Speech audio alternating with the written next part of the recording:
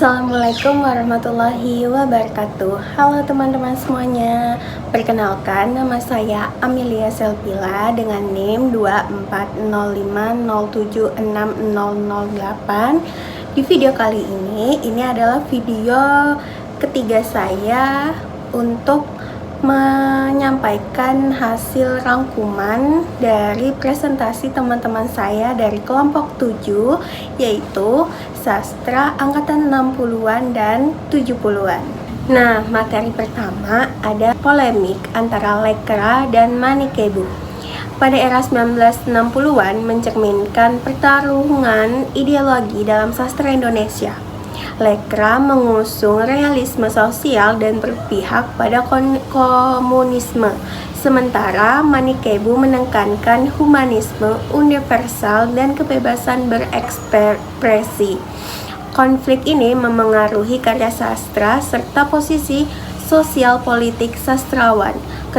Ketegangan ideologi ini berlanjut hingga polemik penganugerahan Ramon Magsaysay Awards kepada Pramoedya Ananta Poer menunjukkan dampak jangka panjangnya. Untuk perkembangan budaya yang lebih inklusif, diperlukan sikap saling menghargai dan menerima perbedaan. Materi berikutnya ada manifestasi kebudayaan. Pada era demokrasi terpimpin pada tahun 1960-an, pengaruh PKI dan Lekra semakin kuat, menekankan sastrawan yang berbeda pandangan. Banyak pengarang terpaksa bergabung dengan Lekra atau menghadapi tekanan. Sebagai respons, sastrawan anti-komunis mendirikan majalah sastra dan mendeklarasikan manifest kebudayaan pada tahun 1963 yang kemudian dilarang oleh Soekarno pada tahun 1964. Para pendukungnya mengalami tekanan dan larangan karya. Situasi ini menunjukkan bahwa kebebasan berekspresi saat itu sangat dipengaruhi oleh kepentingan politik. Baik, berikutnya ada majalah Horizon dan Heboh Sastra.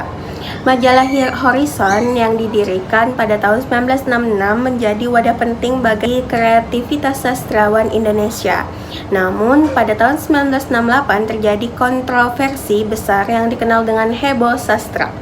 Akibat penerbitan cerpen Langit Makin Mendung yang dianggap menghina agama, protes keras dari masyarakat berujung pada penindaan Habib Jasin sebagai direktur majalah sastra.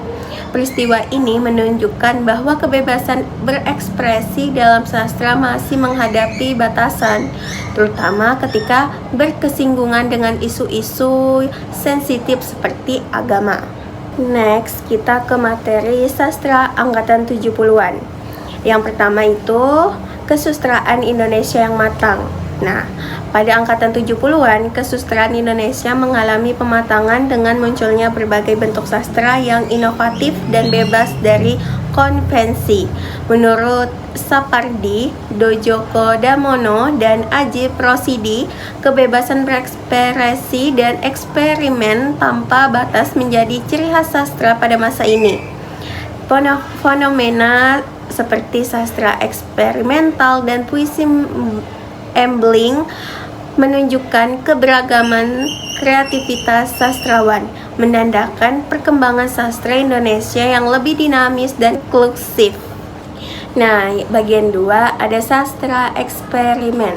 Puisi membling merupakan bentuk eksperimen sastra yang muncul pada tahun 1970-an sebagai bentuk pemberontakan terhadap kemapanan sastra, termasuk terhadap penyair senior dan majalah Horizon. Dipopulerkan oleh Remy Shalado, puisi ini memiliki ciri khas yang nakal, bebas, dan unik. Kehadiran puisi embling menandai keberanian sastrawan dalam menantang tradisi dan menciptakan gaya baru dalam kesustraan Indonesia. Materi selanjutnya ada karakteristik sastra angkatan 1960-an dan 1970-an. Yang pertama itu ada manifest kebudayaan, mengusung konsep humanisme universal dan kebebasan dalam berkarya, menolak campur tangan politik dalam dunia sastra, menekankan pada nilai-nilai estetika dan keindahan dalam karya sastra. Yang kedua ada Lekra, Lembaga Kebudayaan Rakyat, berorientasi pada realisme sosial, yaitu karya sastra harus mencerminkan kondisi sosial masyarakat dan berpihak kepada rakyat kecil, mendukung gagasan bahwa sastra harus menjadi alat perjuangan politik dan mendukung revolusi. Banyak sastrawan Lekra yang kemudian mengalami represi setelah peristiwa 030 SPKI. Berikutnya ada karakteristik khas sastra angkatan 1960.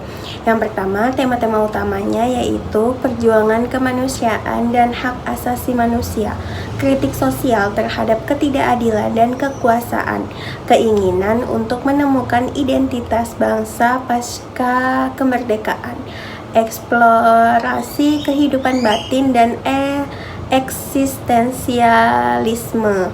Yang kedua, ada gaya penulisan. Puisi cenderung lebih ekspresif, simbolik, dan penuh kritik sosial.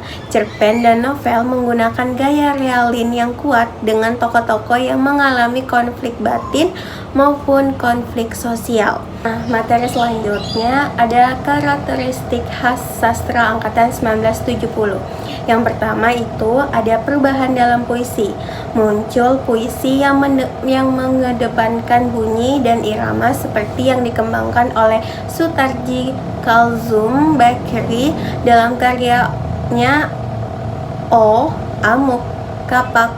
Muncul puisi lugu, yaitu puisi yang sederhana dan lebih dekat dengan bahasa sehari-hari. Puisi bebas dalam bentuk dengan banyak penyair yang bereksperimen dalam struktur dan diksi. Yang kedua, eksperimentasi dalam prosa. Novel dan cerpen semakin beragam dalam tema dan teknik penceritaannya.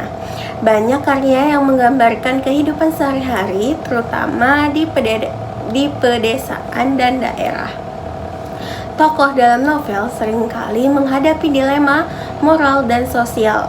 Gaya realisme masih bertahan, tetapi dengan pendekatan yang lebih bervariasi. Nah, yang ketiga ada munculnya sastra populer. Sastra populer mulai berkembang dan mendapatkan tempat di masyarakat. Karya sastra tidak hanya hadir dalam bentuk buku, tetapi juga muncul dalam bentuk cerita bersambung di media massa. Banyak novel yang mengangkat kisah cinta, kehidupan kota, dan persoalan sosial yang lebih ringan. Sastra Indonesia pada angkatan 1960-an dan 1970-an memiliki karakteristik yang sangat berbeda.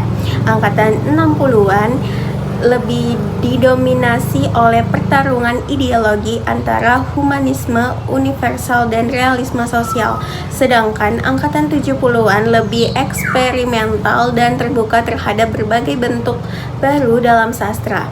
Sastra juga ditandai dengan berkembangnya sastra populer yang lebih ringan dan mudah dipahami masyarakat luas.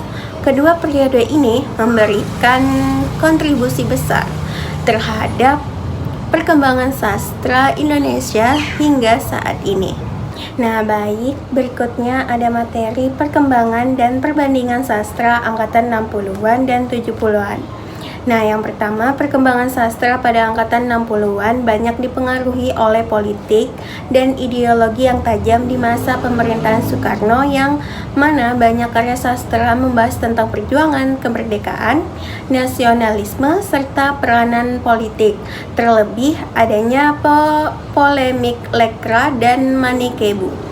Habib Jasin pada tahun 1963 dan beberapa penulis lainnya mengeluarkan manifest kebudayaan yang menyuarakan kebebasan bereksperimen dan kritikan terhadap pemerintahan Soekarno. Pada angkatan 1970-an, sastra Indonesia mengalami eksplorasi bentuk yang semakin berani dan eksperimental. Batas antara prosa, puisi, dan drama menjadi semakin kabur dengan cerpen yang sangat singkat sehingga menyerupai sajak, serta drama yang mengusung konsep Dalam puisi, muncul berbagai aliran baru seperti puisi kontemporer, puisi embelling, dan puisi selindro.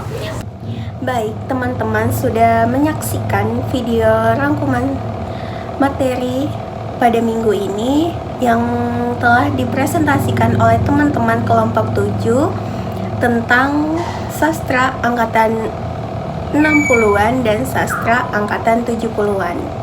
Terima kasih atas waktu dan kesempatan yang teman-teman berikan untuk menonton video saya. Semoga selanjutnya teman-teman dapat menonton video-video saya berikutnya. Terima kasih dan saya akhiri. Wassalamualaikum warahmatullahi wabarakatuh.